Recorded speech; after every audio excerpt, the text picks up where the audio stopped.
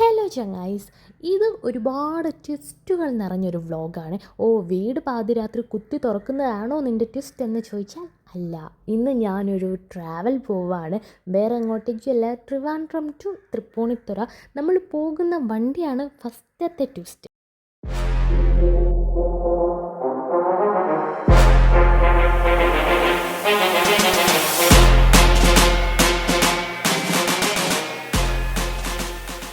അപ്പോൾ twist number 1 ഇതാണ് tanker. ഈ ടാഴ്സനെ പോലെ അവിടെ ഇവിടെയൊക്കെ പിടിച്ച് വലിഞ്ഞു കഴിഞ്ഞൊക്കെ കയറുന്നത് ഞാൻ തന്നെയാണ്. ഞാൻ ആദ്യമായിട്ടാണ് ടാങ്കർ കയറുന്നത്, അതുകൊണ്ട് ഫുൾ എക്സൈറ്റ്മെൻ്റ് ആയിരുന്നു.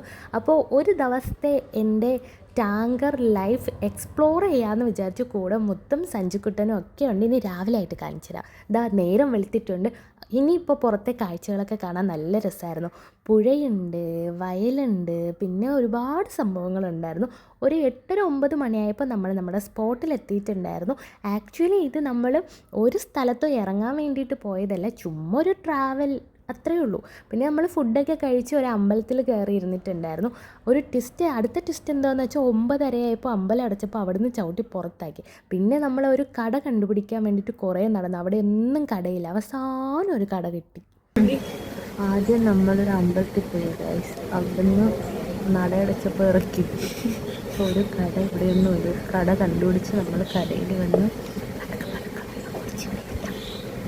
അടുത്ത ട്വിസ്റ്റ് എന്താണെന്ന് വെച്ചാൽ ആ കടയിലാകെ 3 ഗ്ലാസ്സുകൾ. ആ 3 ഗ്ലാസ് നമ്മുടെ കയ്യിലിരിക്കുകയായിരുന്നു. അപ്പോൾ ഈ അടുത്ത കസ്റ്റമേഴ്സ് വരുമ്പോഴേക്കും നമ്മളെ പെട്ടെന്ന് കുടിപ്പിച്ച് അവർ പറഞ്ഞു വിട്ടു. ഇതിനിടയ്ക്ക് നമ്മുടെ ടാങ്കർ വന്നിട്ടുണ്ടായിരുന്നു. നമ്മൾ പിന്നെ ഉച്ചയ്ക്കത്തെ ഫുഡെല്ലാം കഴിച്ചു. ഇത് പന്തളാണ്. പന്തളത്ത് ഒരുപാട് അയ്യപ്പന്മാരുണ്ടായിരുന്നു. നല്ല തിരക്കായിരുന്നു റോഡൊക്കെ. പിന്നെ വയറ് നിറയെ ഫുഡൊക്കെ കഴിച്ച് ട്രാവൽ ചെയ്യുമ്പോൾ ആർക്കായിരുന്നാലും ഉറക്കം വരും. എനിക്ക് ഉറക്കം വന്നു. പക്ഷേ ഞാൻ എന്ത് വന്നാലും ഉറങ്ങത്തില്ല എന്നൊക്കെയുള്ള ഒരു ദൃഢനിശ്ചയത്തിലിരിക്കുകയാണ്. കാരണം എനിക്ക് കാഴ്ചകൾ കാണണ്ടേ, അതിനാണല്ലോ നമ്മൾ ഈ ട്രിപ്പ് പോയത്. പിന്നെ നമ്മളൊരു കടയിൽ കയറി ചായയൊക്കെ കുടിച്ചു. ഇപ്പം നിങ്ങൾ പറയും ഭർത്താവൊന്നും ഇല്ലാതെ അവൾ അങ്ങനെ അടിച്ചു പൊളിച്ച് നടക്കുകയാണ്. അങ്ങനെ പറയാൻ വരട്ടെ, അടുത്ത ട്വിസ്റ്റ് ഇവിടെയാണ് കേട്ടോ. നമ്മളെ തൃപ്പൂണിത്തുറ വരെ കൊണ്ടുപോയത് ആരാ?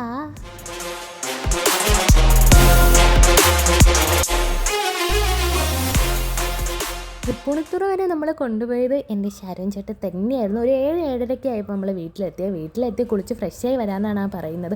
സത്യം പറഞ്ഞാൽ കുളിച്ചിറങ്ങിയപ്പോഴാണ് ജീവൻ ഉണ്ടായത്. നമ്മൾ എവിടെയെങ്കിലും ട്രാവൽ ചെയ്തിട്ട് വന്ന് കുളിച്ചൊക്കെ ഇറങ്ങുമ്പോഴല്ലേ നമുക്കൊരു ജിങ്കാന്നൊരു ഫീൽ വരുള്ളൂ. ശരിക്കും എനിക്ക് ആ കുളിച്ചിറങ്ങിയപ്പോഴാണ് ആ ഒരു ഫീൽ വന്നത്. അപ്പോൾ അത്രയേ ഉള്ളൂ. അടുത്ത വീഡിയോ കാണാവേ. എല്ലാവരും സബ്സ്ക്രൈബ് ചെയ്യണേ. ടാറ്റാ.